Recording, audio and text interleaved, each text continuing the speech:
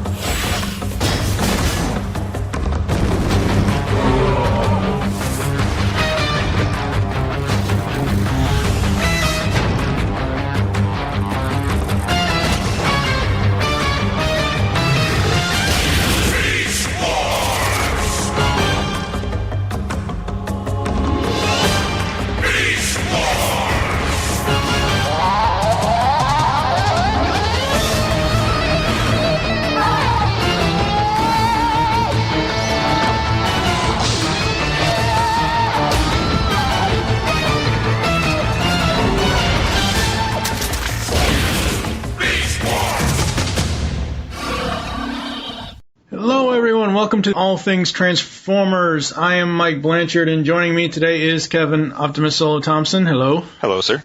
And Stephen C. Phillips. How are you, sir? Good. So today we have another interview for the listeners. Steve, who are we talking to this time? Today we are talking with Brian Ward. Hi, Brian. How are you? Doing well, guys. Excellent. Very, very cool. Very excited to talk to you and pick your brain about Shout Factory. Oh, well, I've got things to say about Shout Factory. Oh, wait. All right. So, starting off, you spent most of your youth in North Carolina. How would you describe yourself as a kid? What were your favorite TV shows and cartoons growing up? Wow. I was a complete television addict. Still am. TV, DVD, Blu-ray those are my vices. I grew up the son of a military man, so I found over the course of my life that you've got two types of military brats. You've got the kinds who make friends everywhere they go, and then the kinds that don't really make friends anywhere, because what's the point? You're just moving in a couple of years. That was me. And I mean, I'm not saying that to be, sad or anything, but it turned out I just really, really enjoyed alone time, and in doing that, I got to fall in love with the television, and came home every single day. My all-time favorite was Transformers G1. G.I. Joe was probably a quick second, along with Voltron. Thundercats was a staple in the house. Those sorts of. It's funny. I always go back to I think the Sunbow series were always my go-to for as long as I could get them, and then when they sort of went away, things started to sort of decline for me. But I made a comment to some guys, to Joe Bacall and Tom Griffin, actually, when I was doing the original Matrix set and Foot Locker sets for Transformers and G.I. Joe, that I didn't really get into playing sports like football. I played football throughout all of high school and my freshman year of college before I got hurt. And I didn't get into sports or any kind of after-school activities until I realized they weren't making any more episodes of Transformers. And once I caught on to that, I was like, I might as well just stay after school, do a little something. Excellent. All right, so obviously you're a Transformers fan from a kid to now. Yeah. Did you collect any of the toys, or are you collecting any of the Transformers stuff nowadays? I have an original Optimus Prime sitting in my office as we speak. It's mine from a kid, so it's very well played with. He has no arms. Oh, poor Optimus. I know, but he fought hard and valiantly, and he still won the battle. As he always does. I'm not really collecting anything now.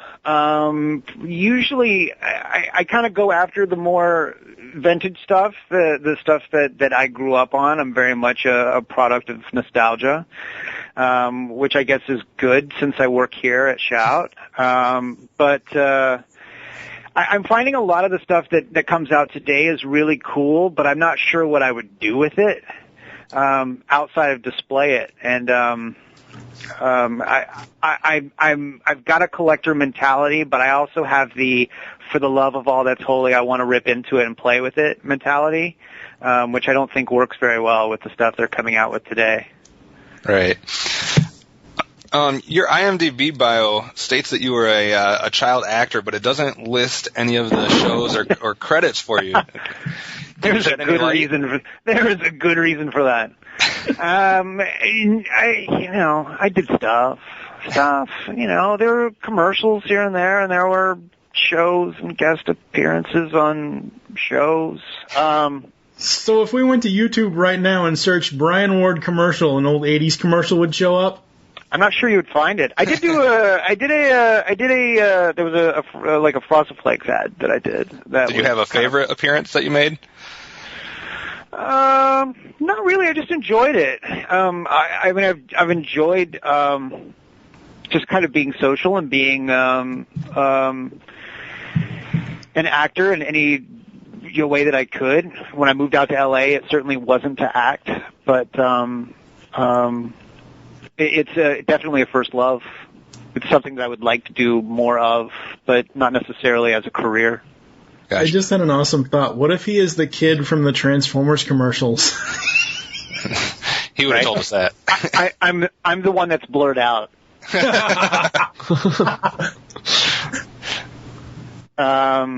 Yeah, sadly, I didn't get a chance to do the Transformers stuff. That would have been killer.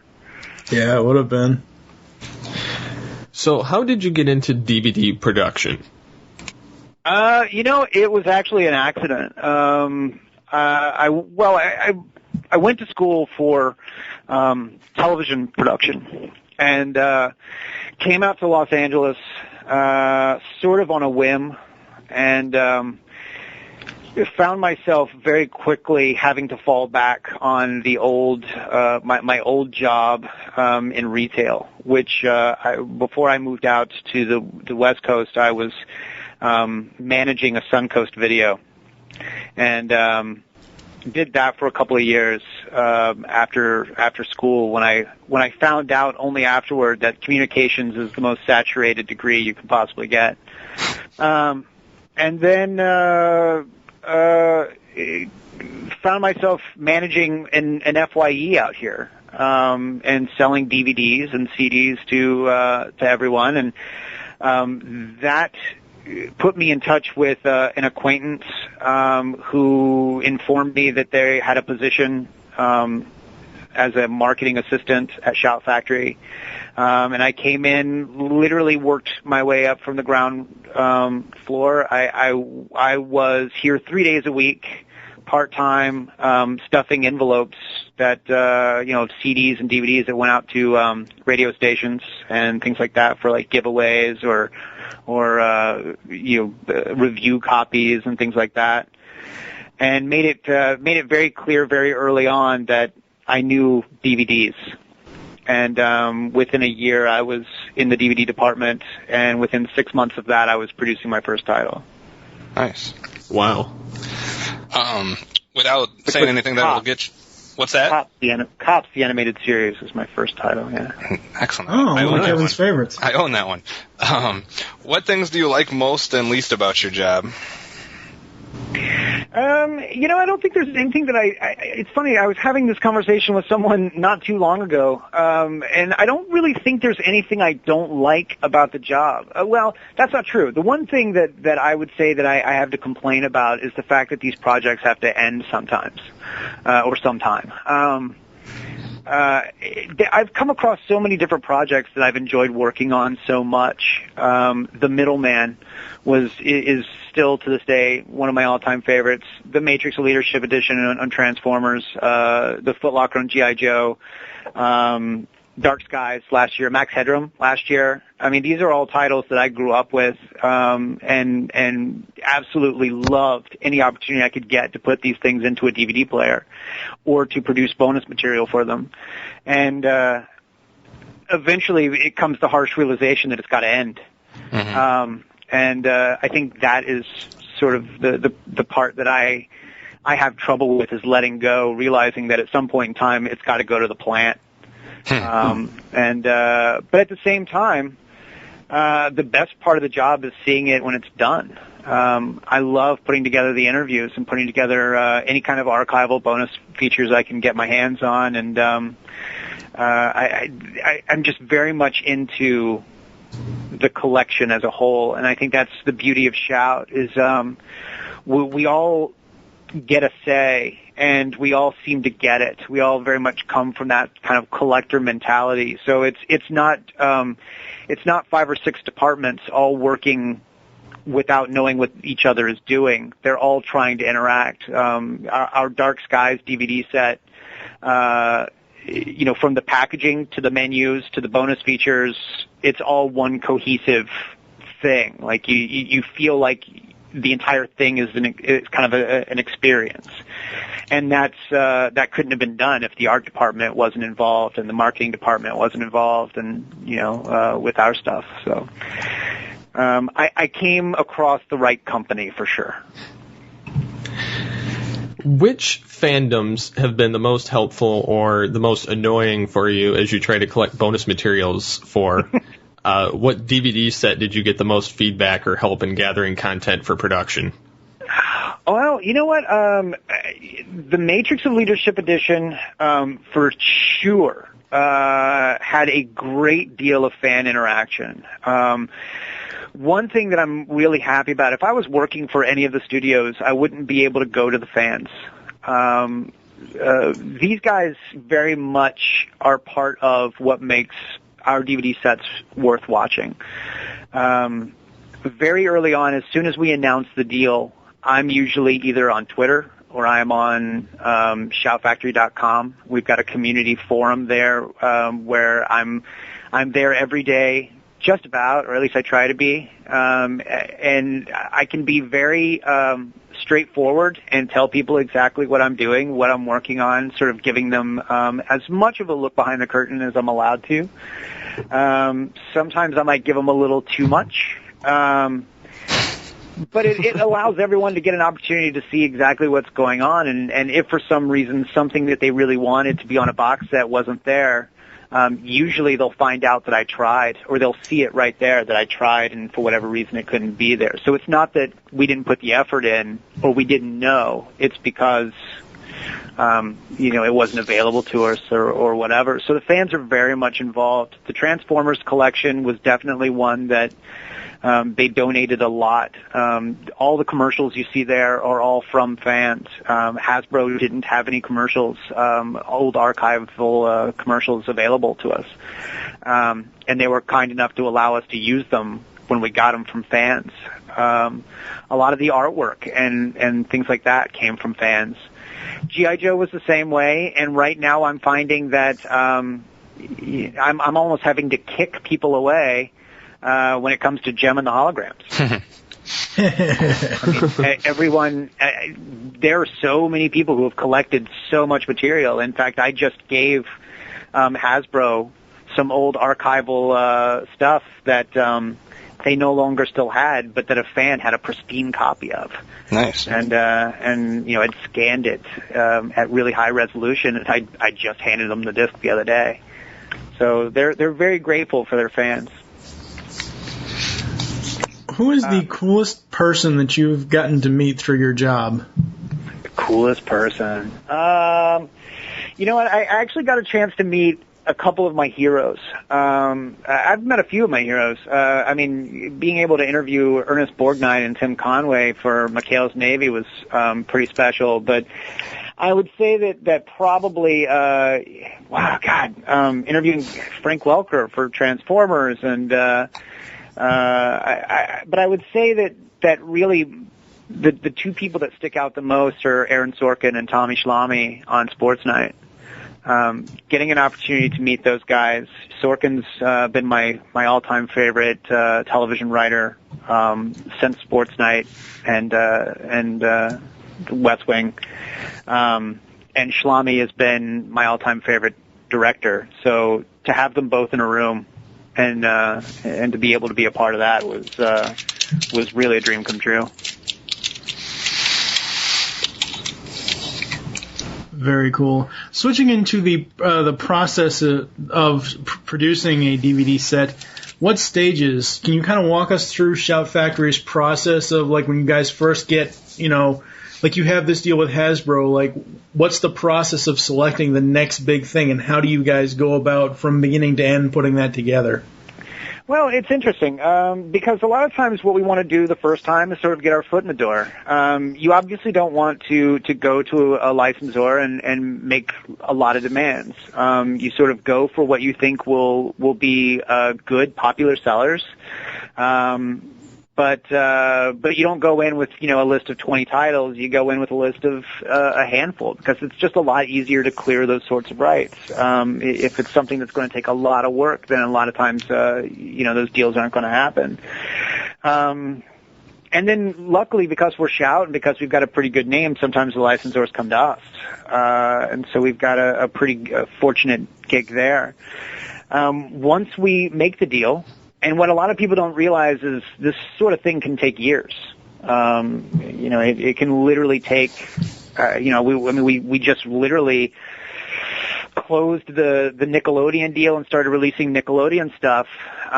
And the name Nickelodeon has been going around Shout Factory's halls since I started working here. So I mean, it's sort of a coup to get in with Paramount, Nick, and all the studios. We feel really lucky that they all seem to like us.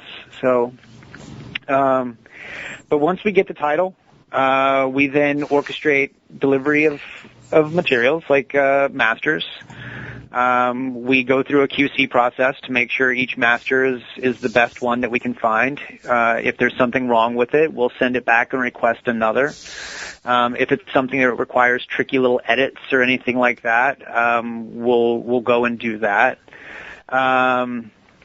Occasionally we'll restore or remaster something, depending on what it is. A lot of our Roger Corman titles are brand new high def, remasters and look gorgeous. And occasionally we've done that with television. I just did a 37 disc box set of Leave It to Beaver, where the last, all 6 seasons were from brand new high def transfers. And the first and foremost is making sure that the television is that the show itself is the best quality you can possibly get. After that, I immediately watch every episode. I want to be as informed as I possibly can. And I go looking for archival material, and if there's something that I want and it doesn't exist, I go trying to find as much as I possibly can when it comes to creating new bonus material, which is probably my favorite part of the production process. I coordinate with my DVD authoring houses what we think the menus should look like. Again, like I said, we like to make it an experience. So I try to make the menus as consistent with the packaging or as consistent with whatever I can get. I want you to put the disc in and think that you're seeing something that's all cohesive. So we sort of coordinate all of that with the art department. The art department works on the art. We approve that. Then we approve the menus and finally QC the DVD when it's all done, and the licensor gets a say in all of it. And luckily, I've not had too many problems with licensors just not liking something. The beauty of the studios we work with is they all seem to get it, which is good. And I know there's probably some fans out there that get frustrated when a certain show gets like a first season release and never gets its second season, or maybe gets a couple seasons but doesn't get that last season. Is that all strictly just on sales? It is. I mean, one thing that fans have to realize is they paid maybe $30, $40 or something for a collection on DVD. Shout Factory paid a whole lot more than that. so it's not really a matter of we got a 5-season TV series and then just decided not to put out seasons 2 through 5. It would be a huge problem for us to spend the amount of money that it takes to license a TV show, to market the TV show, and then the production costs alone are astronomical. And so it really does, we love what we put out on DVD and Blu-ray. But it is, at the end of the day, a business. And if we're not selling enough, if the audience doesn't appear to be there, we literally can't afford to stay in business if we just keep producing them. What a lot of people don't understand is there's a natural drop-off in sales of each volume. So if one volume sells 30,000, the second volume isn't guaranteed to sell 30,000. It's going to sell a little bit less, and then it's going to sell a little bit less in season 3 and a little bit less in season 4, and it really becomes a numbers game. If by the time we get to season 3 we're not selling enough, or we don't think we're going to sell enough, it becomes a question of, well, is this something that goes to Shout Factory Select, which we can sell fewer of and still make some money? Or is it something we have to kind of say, maybe the fan base we thought was there isn't? Or they're just not, in this economy, they may not be ready to buy yet. So. You mentioned Nickelodeon, and I just want to bring something up because on another one of our podcasts we had a lengthy discussion recently that none of the game shows from Nickelodeon are available on DVD. Right. Is there any chance that there would ever be like a best of Nickelodeon game shows if you guys couldn't do like the individual shows themselves? I don't know. I mean, it's something that's come up on our forums a number of times. My personal thought is, I don't know. I don't know how. I don't know. I find myself looking back at things like Double Dare. Mm-hmm. And thinking, what a great show, but not sure if it's something that I have to have on my shelf. Right.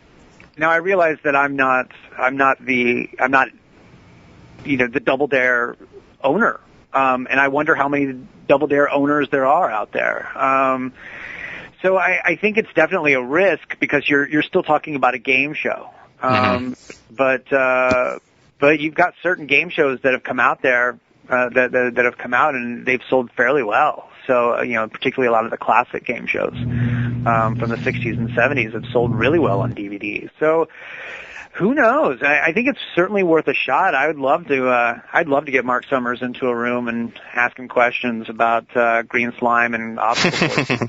Well, yeah, like you said, I don't know if I'd want a whole one on Double Dare, but I think it'd be cool as heck if there was a DVD that had like a couple episodes of Double Dare, a couple episodes of Guts and Legends of the Hidden Temple, and it could very easily be something that we do similar to our Merry Sitcom or our Hiya Kids collections, where it's a single episode of each one, and maybe you do a 2 or 3 disc set of just your favorite game shows from 80s and 90s Nickelodeon or something along those lines. I think it'd be great. I'd be all over it. So would I. What was the hardest DVD collection that you've had to work on since being at Shout Factory? Like, what DVD collection, like getting it together, what was the one that gave you the most issues? Well, I guess it would just depend on what the issues were. We've had issues that have involved masters where it's been like you really don't want to use what the studio has or what still exists, and you find yourself kind of looking at it going, I don't know. But I wouldn't say that anything has necessarily given me a lot of trouble per se. I mean, I've had various degrees of problems, but I wouldn't say that anything has been. Everything's kind of been overcome and in some cases has been made better. For instance, when it came to Max Headroom, which was a set I absolutely loved working on, we weren't legally allowed to use clips in our bonus features, clips from the show. I mean, certain contracts for when the TV show were created didn't allow that sort of thing later. And unfortunately, because of the era it was created, no one understood that this would eventually become something that people wanted to see and own on home video. And therefore, we couldn't use clips, but we had roughly 90 minutes worth of interview material, or featurettes. And they actually turned out really, really well. And kind of earned us an award this year at the TV Shows and DVD Awards. But so yeah, we kind of overcame our problems, and it sort of worked out for the best. I wouldn't say that anything has been a horrible, horrible problem or anything. Occasionally you run on that TV show that has like syndicated masters or something like that, and you just can't find original broadcasts, and unfortunately you have to make do with it. But for the most part, everything's exactly the way we'd want it. Cool. And switching gears, we're going to be jumping into the Beast Wars questions. That one is the one that's given me the hardest time. I can honestly see some of that. Yeah. I've seen some of the posts. What was that? No. Go ahead. All right. What did you try to do differently on this version of the Beast Wars DVDs than Rhino did in theirs? Everything. No, not even really. I mean, I respect all the things that Rhino did in the heyday of DVD. I think that I think that if I do anything that's specifically different from Rhino, it's the bonus material. Rhino used to include a lot of 6 to 8 to 10 minute interviews with, say, a writer, and it would be an edit that was a simple edit between two shots, a medium close-up and a close-up that was very similar to the medium close-up. No cutaways, nothing to illustrate points, nothing to, and I don't really, it doesn't really matter who you are. If you're watching just what seems like raw footage, it doesn't take long to suddenly start to glaze over it. Yeah. So I think I try to, with our featurettes and our bonus material, we try to make them a bit more exciting for people to watch.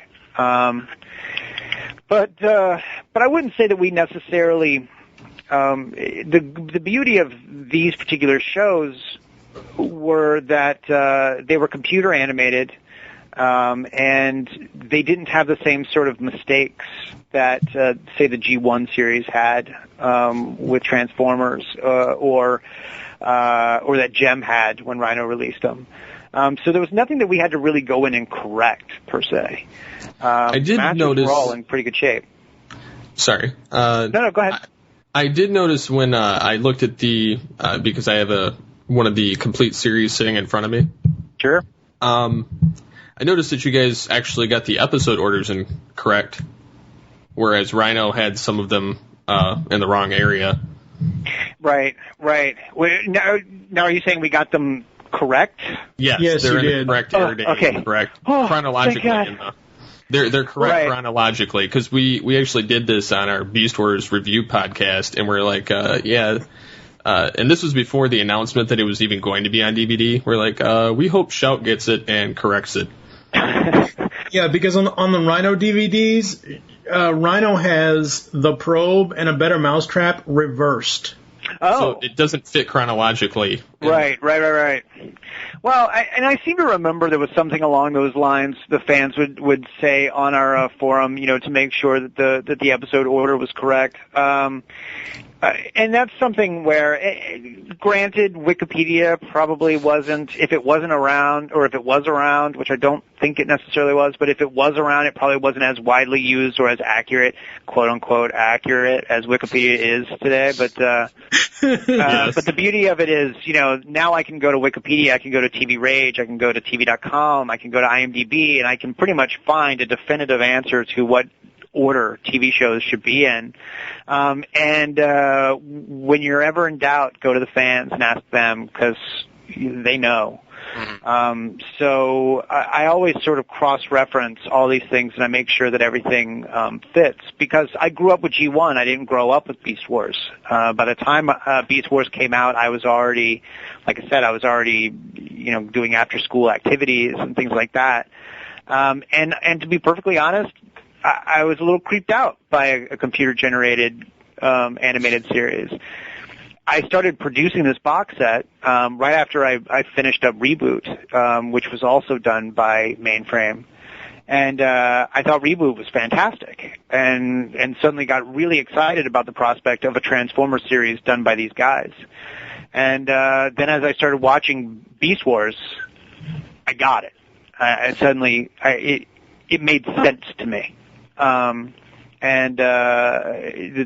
depth of character and just the darkness of the tone is,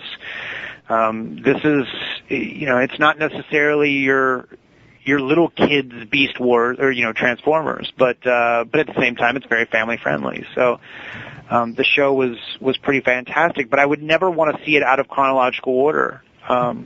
Unlike G1 or some of the G.I. Joe series, which were pretty much just 23-minute standalone TV series, this one had a story arc, and that's something that's pretty important. So, yeah. And I noticed with the booklet too, it's also a lot nicer where it's not glued to the case like Rhino's was. Right. I mean, like I said, we basically see everything from the perspective of a collector.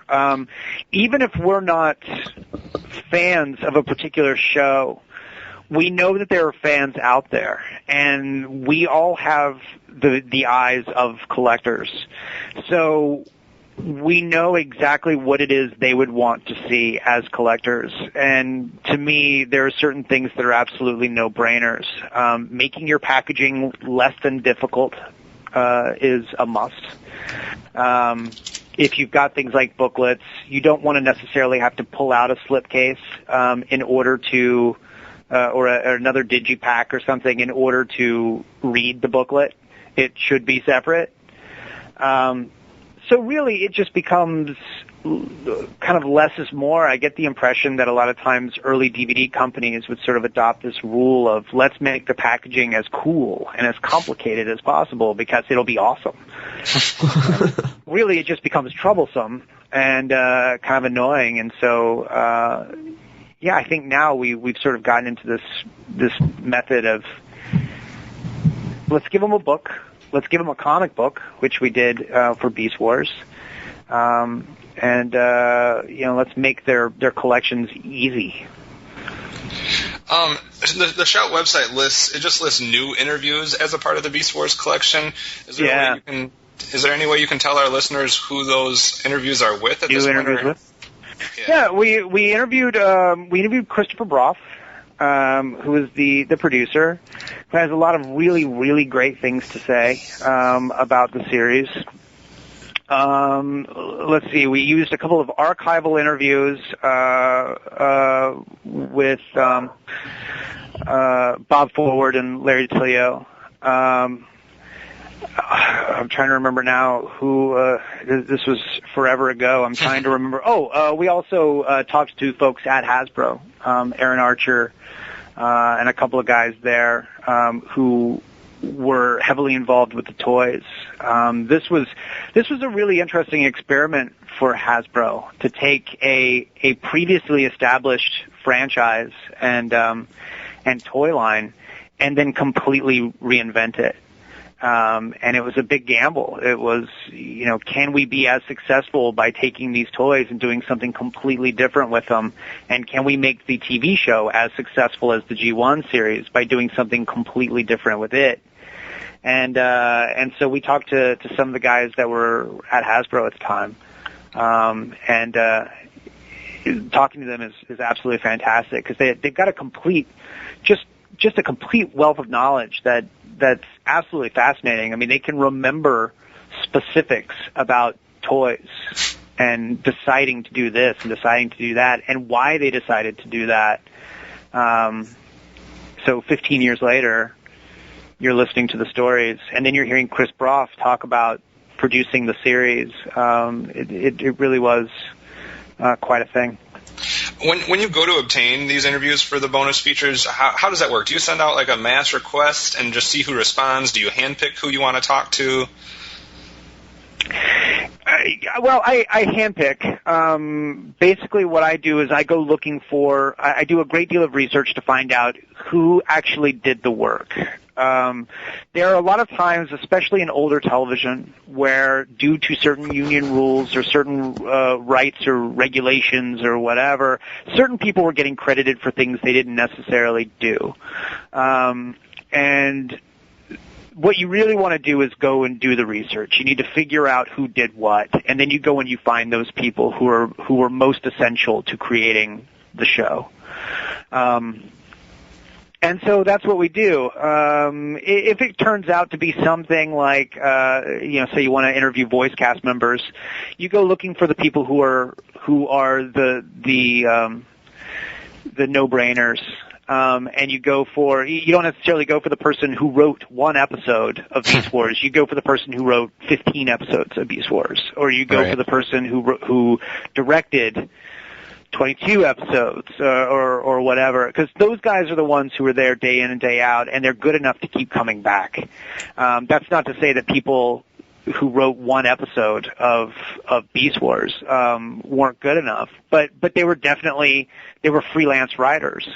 An amazing episode, and was written by one of my favorite writers, Len Wein. For anyone who knows DC or Marvel Comics, this guy created Wolverine, created Swamp Thing, and he went on and wrote an episode of Beast Wars. So it's pretty fantastic to see this stuff. Right. But yeah, you go and you look for those folks, and you see what you can get them to say. Now, what is your opinion on like Easter eggs being included on DVDs, and are there going to be any, or are there any on the Beast Wars set? I'm honestly trying to remember if there are any on the Beast Wars set, and I say that because I have a tendency to put Easter eggs on things. The mere fact that I have to think back to whether or not I did it, I want to say that there are not Easter eggs on this one, but I'm in favor. I'm very much of the look. I'm the guy who won't buy a DVD if there isn't bonus features on it. There are movies that are in my top 10 of all time that I don't own because the studios haven't treated them well yet. So, to me, if it's something that doesn't necessarily find its way into a featurette, or if it doesn't necessarily make sense as a little standalone bonus feature, I hide it, and I offer people to go look for it. I mean, you can take. I don't think Cops necessarily had one, but I know Super Mario Brothers Super Show had Easter eggs. I mean, and if you're planting Easter eggs on the Super Mario Brothers Super Show, you're someone who likes Easter eggs. So, and I do. I think it's fun, and I think it gives someone an opportunity to do something with the DVD to make it a little more interactive than your traditional point and click. In fact, if there's anything that I lament about Blu-rays, it's the fact that it makes Easter eggs a lot harder. When you don't have menus to play with, where are you going to hide stuff? Right. Didn't think about that. If there is one thing you could have gotten and added to the Beast Wars DVD sets, what would it be? There were a couple of things I really wanted to add, and then for one reason or another, whether it was legal concerns or whatever,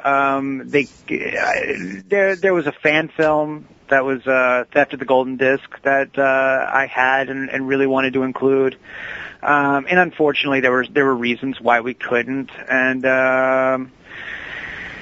I can't think of anything off the top of my head. Well, no, that's not true. There were things that I want more voice cast.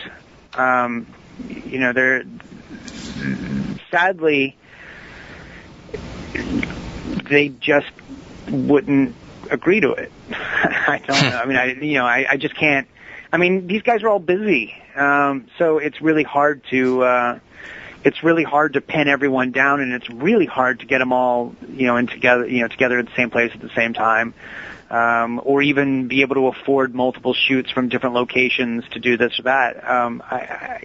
It's hard. I really want to hear people talk about their characters, and I couldn't get it. If the BotCon lineup this year was all Beast Wars people, you'd have perfect timing to do that, but you wouldn't be able to make the time to release the set on the set date that you guys had set for it. Right. In fact, I think it's the Tuesday after BotCon. I think BotCon is this coming weekend. I think, and I think Transformers is. I think Beast Wars comes out the following Tuesday or something. Mm-hmm. Yeah, and it always seems to happen that way too, where you're kind of like, oh yes, this would be perfect, and then all of a sudden it's like, oh no. How did the Beast Wars selection differ from G1, G.I. Joe, Gem, Mask, Rocko's Modern Life, and the sort? I'm sorry, repeat that. How did the Beast Wars selection differ from all the other productions you've worked on, such as Transformers, G.I. Joe, Gem, and Mask? And when you say selection, in what way? The Beast Wars. Just in terms of the collection, like how was that particular set different than the others? Yes. I wouldn't say that it was really all that different than anything else. It was. It's probably about the same. I mean, the thing about the Nickelodeon stuff so far is we've had very little success actually being able to get bonus material for it. There are fans online that are raving about how Paramount won't let us, Nickelodeon won't let us, and it's not true. We've just not been able to get any, and for one reason or another. Beast Wars worked out pretty well with the number of discs. There weren't a whole lot of bonus feature or additional bonus materials I could have put on here just due to space. The discs already are kind of are pretty packed. So, but one thing that made it cool was I don't think we've included booklets before, but we've never been able to make a deal where we were including something like the prequel comic book that we did for Beast Wars. It's a reprint of a comic that was released, I believe, as a BotCon exclusive at one point. And Dawn of Futures Past. Yeah, exactly. And so we got the rights to it. And in fact, they were like, "Hey, you want it?" We're like, "Yes, we do." And Hasbro was cool with it, and so we turned it into a smaller, mini comic, and that was pretty cool for me because I'm a huge comic book geek, so being able to work on a set that gives you the right to have a comic book is always a winner for me. So I would say in that regard, I actually really appreciated the things I could get out of Beast Wars. But I will say that because of the nature of the show and the fact that it was computer generated, there isn't a whole lot out there that's, the commercials aren't as readily available. In fact, I put the call out many times to fans asking for things, and they didn't really have any. And Hasbro sadly didn't have any in their archives, and there isn't anything like art, concept art per se, because again, it was rendered in a computer. Now on the on the DVDs, you get to see the original character models, but it's not quite the same as if you were looking at a rough pencil sketch of of a character and then watched as it evolved to its final incarnation. There's a little bit of that, but it's not quite the same just based on the nature of how the show is produced. Yeah, I noticed some of that, and a lot of the toy commercials were unfortunately very low resolution, as was the return of Megatron Spark and the Nemesis two-parter that was cut out of it. Right. What I haven't seen this done before, but what made you guys do season 2 and 3 in one case? I want to say it was the, if I remember so correctly, it's probably just the number of episodes. I think season 1 was probably the full 26. 26. Yeah. 26 episodes. Season 2 was, I'm guessing season 3 was shorter. 2 and 3 were 13 episodes apiece, so. Yeah, so it's just worked out that way. Both created, we both ended up creating, or rather, we ended up creating 2 4-disc sets at 26 episodes each. Makes sense. And we don't want to give. We understand that fans, they want, if they're getting a 4-disc set, they don't necessarily then want to be gouged. So it's like, yeah, we could have given them a 4-disc set of season 1, and then we could have given them a 2-disc set of season 2, and then another 2-disc set of season 3, and charged them more. But like I said, we're very much in tune with fans, and we understand when you're kind of getting gypped. We don't want to make you keep putting money in. And so, and then sadly, the reality is, let's say season 1 didn't sell as well, or let's say season 2 didn't sell as well as season 1, then where's season 3? So we like to minimize that sort of risk to the fans. We like to try to give them everything as quickly as possible.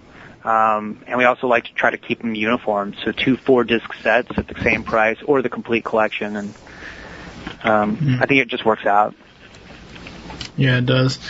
We just have a few more questions here. No worries. You seem to be really in touch with the fans out there through your Twitter account, posting on the Shout message boards, etc. Do you make it a point to stay connected with the fans, and do you enjoy that interaction? I love the interaction. It's not part of my job description.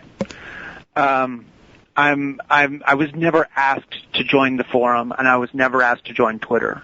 But it's got a couple of things. I'm a nerd. I'm a geek, and I'm very much a social media type person. And I think that's sort of a great way to market something, but not only market it. It gives you an opportunity to interact with people that are basically making your job easier. I can be happy with a DVD set, but I'm not necessarily, look, I don't mean to bring down the fourth wall, but I get a free copy of it. It's the people who spend their money. I'm not happy with the DVD set unless they come back with unboxing videos and they're excited. Or if they go onto Twitter and they talk about the bonus features, or if they go on, I don't even necessarily hold professional DVD critics in as high regard as I do the people who went and spent their paycheck on it. Yeah. And I'm the same way when it comes to things that I buy. I work in the DVD industry, and I don't have a single industry hookup. I go to Best Buy, and I go to Target, and I go to Amazon with my paycheck every Tuesday, and I spend money on DVDs and Blu-rays. And if I'm not happy with those, I don't necessarily think that the DVD or Blu-ray producer should be happy with it either. And so I can't know that until I either go to the fans and ask them ahead of time, what would you like to see on this? And how would you like it to be treated? Or I could just sit around and wait like other studios do and see what the reaction is afterward. And that's a pretty big risk for me. I mean, I'd rather put my hand on it once and give everybody everything they want.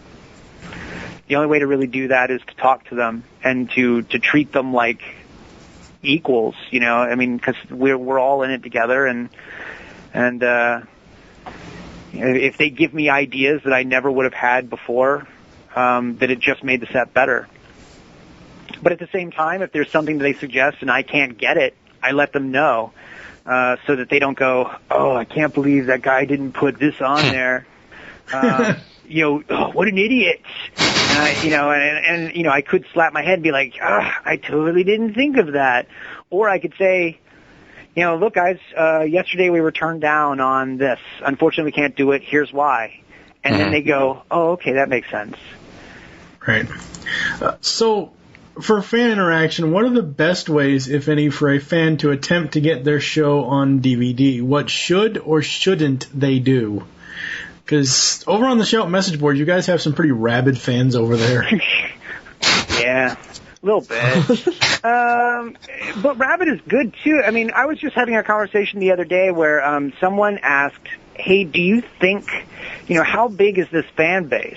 You know, the vocal fans online don't really seem to be that big. Are they worth listening to, or should we just go ahead and do this thing the way that we want to do it? And luckily, I wasn't having this conversation with anyone at Shout. I was having it with someone outside of Shout. And I made it very clear to them. I'm like, look, you don't even pay attention to the people. You know, you pay every bit of your attention to the people who are online. It could be 3. Or if they're writing you letters, or if they're sending you voicemails or emails, only listen to the people who are devoted enough to contact you about it. Because if they're not into it enough to go talking about it online, or via email or via voicemail or letter, then they're people who would have bought it anyway. You know, if I really go after the people who want to say, because those are the ones who care about it enough to be vocal. And so, now you're absolutely right. There are people who can be downright mean. It is the internet. Yeah. But at the same time, it's the internet. So, you know, it's like, I can take that with a grain of salt. I can guarantee that a lot of the more negative things that have ever been said about me or about our company, the same person wouldn't necessarily say if they were coming up to me on the street. So, you know, you just sort of take it however you want to, and you say, look, this was helpful or it wasn't. The interaction is the important part. Knowing that you're unhappy is one thing. Why are you unhappy? Okay, now I know, and I can take away all of the less than superlative nouns that you've called me, and I can break that down. But, you know, that person was eager to jump online and throw in their 2 cents, and I think that that's valuable. I think that everybody should be doing it. I mean, unfortunately, in this litigious age, you know, studios can't really afford to go in there and talk to all the people they want to talk to. And I think that's unfortunate because it makes them closer to the fans. But at the same time, it's pretty time-consuming. Yeah. If you could produce a DVD set for any show that hasn't had one to this point, regardless of, you know, legal issues or this or that, if you could just pick any show that's ever been on to work on that doesn't have a set, what show would it be? I wish I knew an answer for that. I say this because last year at Comic-Con in San Diego, I was on a panel for the digitalbits.com, and the same kind of question was asked, and unfortunately, right after or right before that panel, I had just finished up the last of the 6 shows I had come into Shout Factory with a wish on a wish list. And I had done all 6 of them. And so I don't know that I have one. Okay, all right. I will say this. There are shows that have had releases that I would like to go back and redo. And this is sort of a pipe dream, but going back and redoing Friday Night Lights would be a dream for me. Because the ones that were released by NBC, Universal, were cut episodes, and had music replacements for the last couple seasons. The ones that were on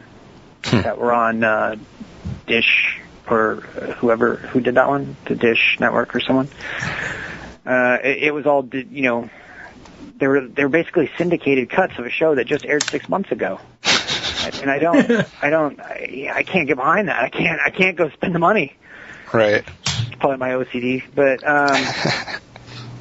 yeah, I don't know that there's necessarily one that I'm dying to work on. We are doing more movies now, and I would say that there are probably some movies that I would kill to work on.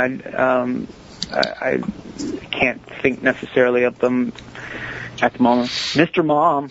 I would love to work on a special edition of Mr. Mom. I can't lie. It's a childhood favorite. And to be in a room with Michael Keaton, that would be, that'd be worth the price of admission for me. Yeah. Oh, yeah. Yeah, from Mr. Mom to Batman to Ken. Yeah. So it's like, I'm in. I will work on a Mr. Mom DVD. I gotta get that from MGM. We have to petition somebody for that. And that one, I don't even think that's another one that I refuse to own because it's only in pan and scan. No widescreen transfers. I can't be bothered. Can you give us any information on which sets you will be working on next? Any kind of spoilers on, like, for instance, G.I. Joe, the Deke series, or just anything in general? I'll tell you, we are working on the Deke series. Yes. What I can't say is when. I can say that it's probably safe to say this late in the game that it won't be this year. You would be my hero. You would be my hero if you could somehow track down a voice cast list of who voiced every character. That would be awesome. Oh, yeah. I mean, and it's one of those things where, let's see, and that was produced by Deke. So I'm sure Maurice LaMarche was in there somewhere. Yeah, but for BehindTheVoiceActors.com, a site that I work on, it's been literally impossible to track down who voiced every character for us on the internet. So really. You know what? I'll be more than happy to look up that information. We are going to work on it.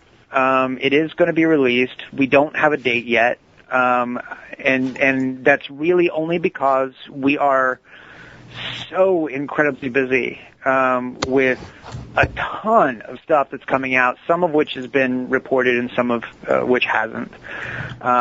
So there are things I can't say right now, but there are things that people are going to want. And unfortunately, as a result, I've had to put the Deke series on the back burner just because I want to be able to give every bit of attention to it that I possibly can, and I don't want to rush it out there. Right now, I'm having a great deal of fun working on Gem and the holograms. Speaking of that, yeah. Really quickly, can you confirm or deny whether we'll actually get a complete series box set like Beast Wars, or will it just be seasons? I cannot confirm or deny either of those. Too early to say. Yeah, I've been specifically told I am not allowed to say the configuration. This is actually for one reason in particular, and that's that the press release hasn't been. It has not been formally approved. So I am not allowed to divulge any of that information. I will say I have loved all 65 of these episodes that I've seen so far. Excellent. Awesome. Anything else coming up besides Gem that you're allowed to say, or not yet? I'm hard at work right now on the Transformers Japanese collection, which for most fans, they all know them as the Takara series. Right. Headmasters, Super Godmaster Force, and Victory. Having a lot of fun working on that because it's not something that I got an opportunity to see as a kid. I was very much into anime as a kid in the 80s, but never got an opportunity to see, and now I'm getting a chance to see it, and it's pretty fantastic in its original Japanese with brand new subtitles. Yeah, that's turning into a lot of fun. And that one we're making available, I think that's July. And then, let's see, what else am I working on?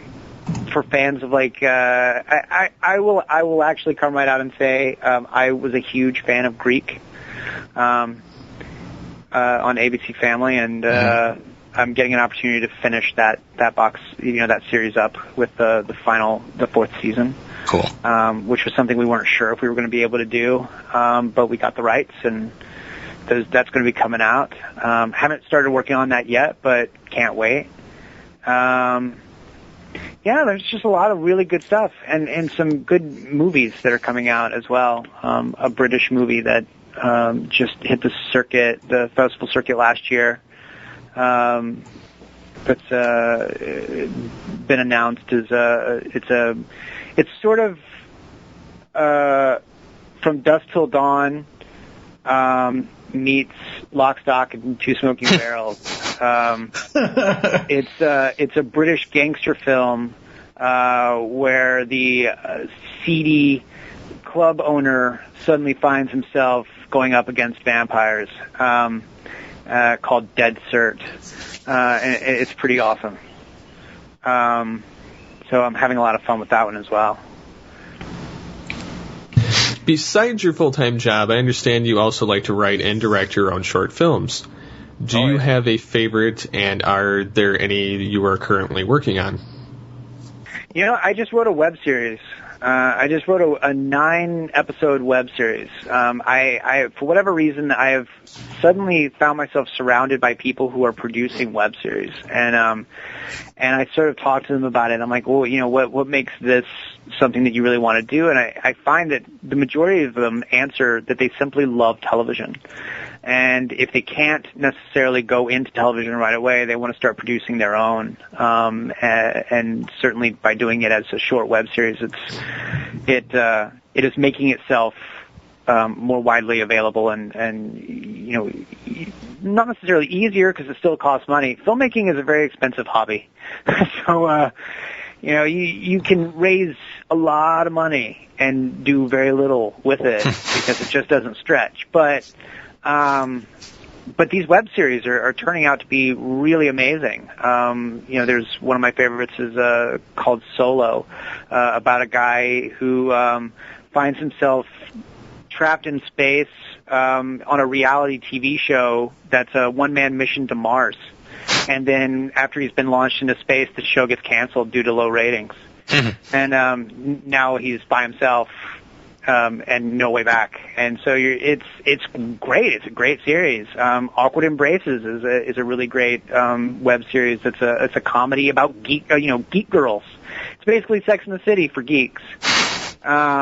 I've seen a few episodes of it. It's hilarious. Yeah, those girls are fantastic. And so I've just made friends with all these guys, and as a result, I sort of got talked into taking an idea of mine and turning it into a 9-episode series, and it basically it's my love letter to cosplay. So. Nice. I do love a good cosplay. I don't do it myself, but I have a huge amount of respect for anyone who does, and it's one of my favorite things to do when I go to Comic-Con. I will always go to Masquerade. So, but that kind of thing, in terms of writing and directing, I can write anything from a romantic comedy to a horror film. Sometimes they're one and the same. And we also Ghosts of Girlfriends Past. But yeah, I mean, I like everything. So. Awesome. So is Twitter the best way for fans to stay connected with you? What are the best ways? Yeah, that's a really easy way to stay connected with me. I'm at at bward028 on Twitter, and then to be perfectly honest, I'm there almost daily on the shoutfactory.com forum. Just go to shoutfactory.com and go to the community tab. We're about to change our website within the next couple of months, so that might change a little bit, but we're always going to make sure that we're actively communicating. So find me, and I respond to as many people as humanly possible. Awesome. We'd like to thank Brian Ward for taking the time out to talk with us today. Brian, we'll ask you to hold the line, and we will be back after this. I come from the net, through systems, peoples, and cities, to this place, mainframe. My format, Guardian, to mend and defend. Now on DVD, seasons 1 and 2 of the groundbreaking animated series Reboot. I'm back. Did you miss me? All 23 episodes of this Saturday morning favorite in a 4 DVD set. Whoa! Pixelacious! Featuring an all-new audio commentary. Perhaps this is not such a disaster after all.